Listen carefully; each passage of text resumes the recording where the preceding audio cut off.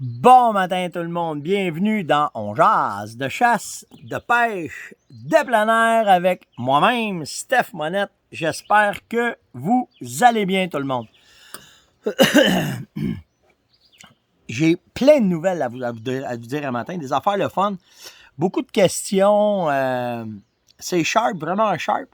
Puis pour ceux qui vont tomber en vacances demain, venez juste me dire, on va commencer avec ça matin, venez juste me dire où est-ce que vous pensez aller, qu'est-ce que vous allez faire. Les frontières sont pas ouvertes encore, faut que vous restez au Québec probablement. Fait que je suis juste curieux. Je sais que Yann, présentement, il est en Gaspésie et c'est malade le monde que là-bas. Il n'y a pas de terrain de camping, quasiment pas. Fait que ceux qui pensent s'aventurer à la Yann, qu'on va dire, Yann, il était chanceux parce que mes parents aussi sont là. Puis ils campent sur le même terrain que mes parents, fait que ça vous donne une idée. Je le sais que je peux pas vous dire où, mais j'ai vu passer qu'il y a certaines villes qui offrent des endroits de camping pas aménagés. Là. Ils ont pris des terrains qui vont superviser, puis que si vous arrivez dans ces villages-là, puis qu'il n'y a pas de place pour coucher, vous allez pouvoir vous diriger vers ces endroits-là, mais sans service, bien entendu. Là. Mais à cause de la pandémie qui est arrivée l'année passée en Gaspésie, c'était effrayant, tout le monde qui avait là-bas. Fait que tout ça pour vous dire que je suis juste curieux de savoir où est-ce que... Moi, je ne vais pas en vacances. Je reste à la ferme parce que le travail est là, puis il faut qu'il y en ait qui se sacrifient. Mais je vous promets que je me reprends cet automne en tabarouette à part de ça. Ça s'annonce une maudite belle saison. Fait que tout ça pour vous dire que faites juste me dire pour le fun quel coin vous allez, puis qu'est-ce que vous allez faire. Je suis juste curieux de voir peut-être des idées pour les prochaines années. Yann, il est assez... à ses premiers coups de ligne tout seul à pêche au saumon. Je trouve pas ça facile, le kid. Je trouve pas ça facile. Mais regarde. Ça prend de la boîte en dessous des bottines, puis il est après à se la mettre, puis c'est bien correct. Puis il est après voir comment est-ce que ça peut être Parce que, tu sais, moi, dans ma carrière de pêcheur de saumon, là, on parle du saumon de l'Atlantique, là, on parle pas du saumon du lac Ontario, on parle du saumon de pêcher à la mouche. J'ai pêché plusieurs rivières au Québec, mais j'ai appris à l'île Anticosti où est-ce que c'est le paradis de la pêche au saumon. Puis quand j'ai tombé dans la rivière de la Gaspésie, puis je me suis aperçu que c'était vraiment, mais vraiment différent de quand tu as une rivière qui n'a pas de pression de pêche, puis que tu peux prendre du saumon, pas à volonté, mais que tu n'as pas de misère à prendre tes saumons. Puis que quand tu arrives dans des rivières, puis tu sais, il y a la température, puis blablabla. Fait que tu sais, il y a plein d'affaires qui arrivent, mais c'est sûr que quand t'en attrapes un, t'es attrapé pour la vie, puis tu vas y retourner à tous les jours quasiment. Mais c'est pas une pêche facile, c'est pas une pêche. Puis tu sais, je regardais aller Yann, il est tout seul, il apprend. Tu sais, juste l'accès aux rivières, de pouvoir aller chercher ses permis. C'est un monde, tu sais, c'est un monde vraiment cette pêche-là. Fait que papa, comment je fais ça, puis papa, comment je fais ça, puis j'aimerais ça que tu sois là, puis ben, apprends, tu vas apprendre, puis c'est bien correct demain. Fait que... petite nouvelle en passant, justement, en parlant de vacances, vous allez probablement, peut-être, si vous en allez en Gaspésie ou sur la Côte-Nord, que vous décidez d'aller à la pêche dans le fleuve ou dans le golfe. C'est le golfe? Saint-Laurent? Je me souviens pas. En tout cas, où ça devient la mer. Puis, si vous attrapez du bord rayé, OK? Assurez-vous que la pêche est ouverte au bord rayé dans la zone où est-ce que vous allez être. Mais l'autre affaire, il y a eu des biologistes qui ont attrapé des bords rayés puis qui leur ont mis des puces GPS à l'intérieur d'eux autres. Puis quand ils font ça, ils vont anesthésier le bord, OK? Ils l'attrapent, ils vont le tranquilliser. Ils font une petite ouverture juste à l'abdomen proche de l'anus, OK? Juste au-dessus de l'anus. Puis ils vont faire une incision, ils vont rentrer la puce, ils vont faire des... Ouais, on a bien de la bébite ce matin. Ils vont faire des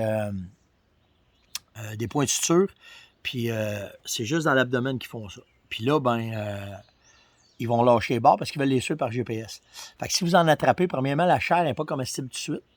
Parce que ce qu'ils ont mis pour l'anesthésie, c'est pas bon pour la consommation. Fait que si vous en attrapez un, vous voyez que quand vous allez le virer de bord, que vous le virez de bord, le bord, fort, Steph, un matin, mais que vous allez voir en dedans, qu'il y a des points de suture, dépêchez-vous à leur remettre à l'eau pour qu'ils puissent continuer à faire leurs études. Donnez-moi une seconde, je vais aller chercher de quoi un matin. Je sais pas. Vous allez voir ce que je suis allé chercher, parce qu'à matin, il y a eu une éclosion de nauseum. C'est des petites mouches qui passent à travers les screens. Quand tu as ça dans ta tente, dans ta roulotte ou dans ton camp, tu vires fou parce que tu les vois pas. Puis là, à cause de ma lumière, que j'étais avec vous autres, je les vois très bien. Fait que je sais pas, là, j'ai pas de l'air d'un gars qui voit des bébites, là, mais... Puis, j'ai emmené mon arme. C'est tellement petit que ça passe à travers ma raquette. Mais ça, là, pour l'été, là, tabarouette que c'est le fun. Ça nous garde en mode chasse, comme mon père dit. Fait que, fait que c'est ça, pour le bord rayé, faut faire attention, là, puis allez-y, moi, là. Tiens, il y en a une là. Je vais t'envoyer ma tabarouette. Ça fait même pas de tac à matin. Ben, même pas, ils sont trop petites. Bon, ben, là, d'un gars qui voit des mouches, il n'y en a pas. Tabarouette. Ah, bon, c'est ça. Fait que, pour le bord rayé. OK. Yann, c'est fait. Ah oui, j'ai Régent Carrier qui m'a demandé, Steph, avec On Jase, tu penses-tu que tu peux nous dire comment éviscérer un chevreuil ou un orignal? Ben écoute, c'est dans nos projets de filmer ça cette année. Puis on a une façon de faire des vidéos qu'on est après changer cette année. Fait que nouvelle façon de voir la patente, là, fait que ça va être filmé, mais je pense pas que je vais être capable de vous montrer ça. À moins que je récolterais bien de bonheur cette année puis que je pourrais vous montrer ça, mais faites-vous-en pas, c'est dans nos projets de ramasser ces images-là puis de vous faire des capsules sur l'éviscération, justement. Les petites bébites. Hein? Même pas au matin. Puis je vais vous en parler, fait que je vais pouvoir revenir avec ça, mais là, à date, non. Mais tu as une couple de bons vidéos là, qui est sur YouTube. Là, tu fais juste taper éviscération. Tu vas probablement en trouver. Mais avec toutes les questions qu'on se fait poser, on est après à monter une liste. Puis on va vous arriver avec de quoi, c'est sûr et certain. Je me suis fait demander si je retournais en tournée cet hiver. Pense pas. Je vais probablement sauter mon tour cette année. Ça faisait pas loin de 16, 17, 18 ans là, qu'on faisait de la tournée.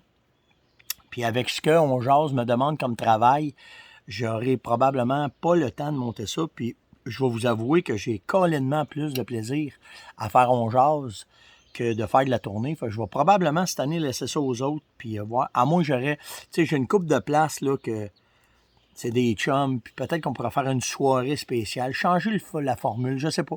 On passe à ça, mais la formule que j'avais avant. Là, ça marche pas matin, hein? Elle veut pas se faire. Pas capable de poigner. Mais la formule que j'avais avant, je penserais pas la répéter. En tout cas, pas cette année. Fait qu'on verra bien. Fait que ça, le bord, c'est fait. Ah oui, je me suis fait demander par Bruno. Steph, comment ça se fait que, exemple, dans le cas de la Fermonette ou dans le cas de d'autres compagnies, il y a du stock, il n'y a pas de stock. Bon, il y a deux affaires. Premièrement, dans sa question aussi, il me demande les boutiques, comment ils font pour s'approvisionner? C'est quoi le mécanisme de ça?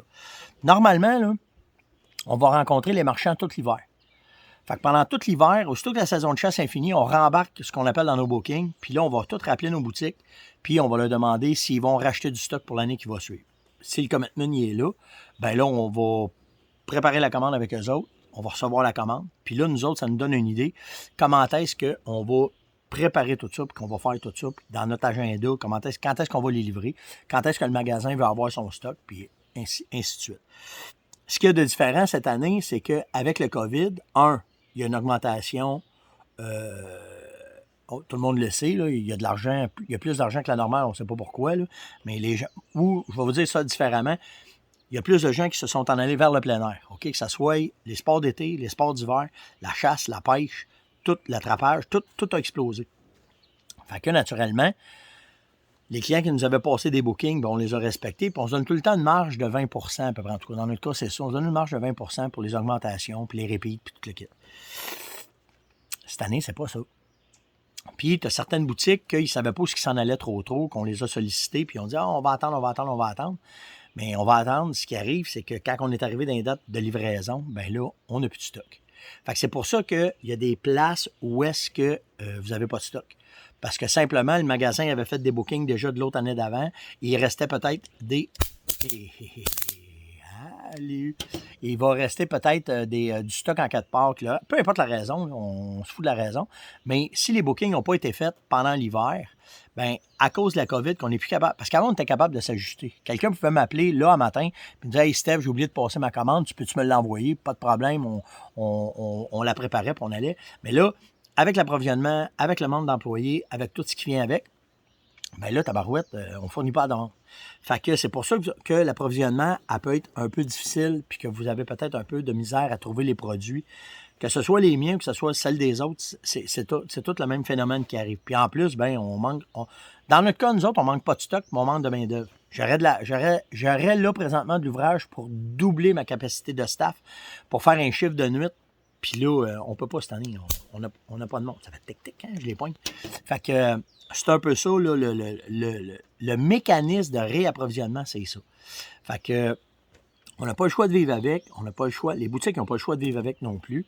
Puis c'est une réorganisation des achats, une réorganisation de la fabrication qu'on est après à prendre, qu'on est après vivre là, présentement. C'est pour ça que des fois, vous avez un peu de misère à retrouver du stock en magasin. C'est des deux côtés. Soit qu'on a de la misère à s'approvisionner, on a de la misère à fournir. Puis quand tu arrives à la dernière minute, ben on n'est pas capable. Fait que on va espérer que l'année prochaine, on va être capable d'être plus prévoyant. Puis tu sais, il y a plein d'affaires. En tout cas, il y a plein de contraintes, là, mais c'est un peu pour ça. Si vous montez en vacances au lac Saint-Jean, puis que vous passez partez, mettons, tout le monde de l'ouest, vous vous en allez vers le lac Saint-Jean, ça veut dire la région de l'Outaouais, Montréal, les Laurentides, la Mauricie, toute ce gang-là, puis que vous pognez la trail pour monter vers le lac Saint-Jean, vous allez passer par une ville qui s'appelle Latuc. Et à Latuc, j'ai un ami. Là, j'y ai même pas parlé. Je ne sais pas ce que ça va faire, je sais pas, mais j'ai trouvé ça. Moi, quand j'ai découvert ça, ça a été une révélation.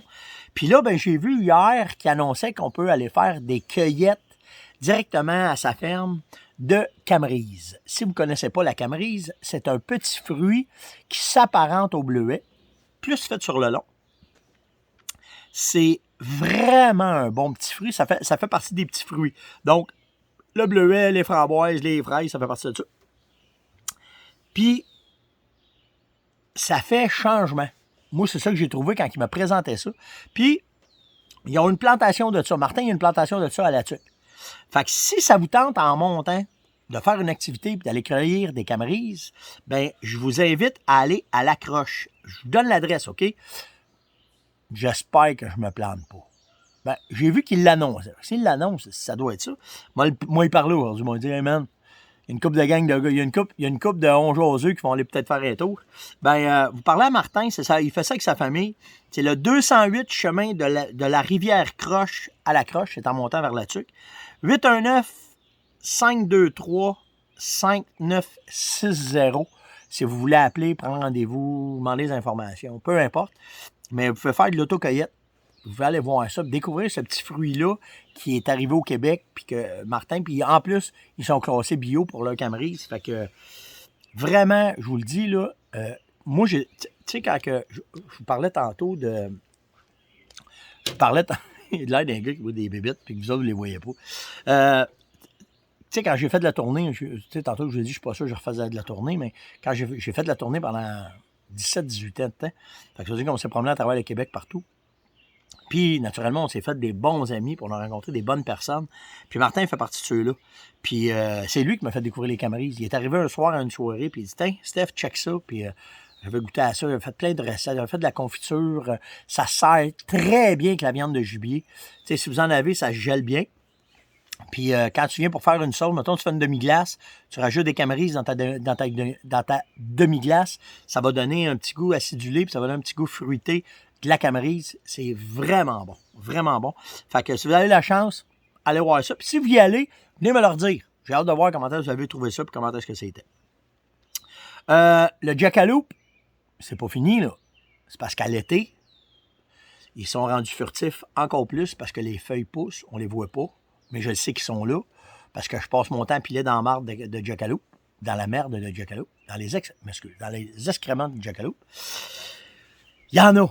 Fait qu'inquiétez-vous pas, là, on les voit pas, mais je le sais qu'ils sont là. Fait que quand la chasse va arriver cet automne, on va les chasser. On a laissé pousser les panaches. Fait qu'il y a tout ça qui rentre en ligne de compte. Mais inquiétez-vous pas, j'ai pas laissé tomber le projet.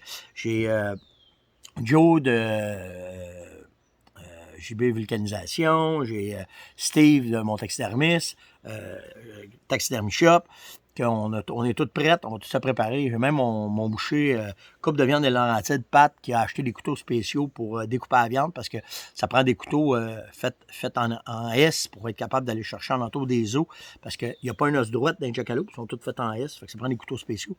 Fait que tout ça pour vous dire que le projet n'est pas mort. C'est juste qu'en été, puis il faut que ça soit refroidi plus vite que n'importe quelle viande parce que c'est une viande qui s'évapore, entre plein d'affaires qu'on a appris sur le jackalope, mais c'est pas mort, je vous le dis, là, on va le chasser, on a déjà des spots, on a prospecté, on va monter des tentes, on va tout préparer à la chasse de ça, inquiétez-vous pas.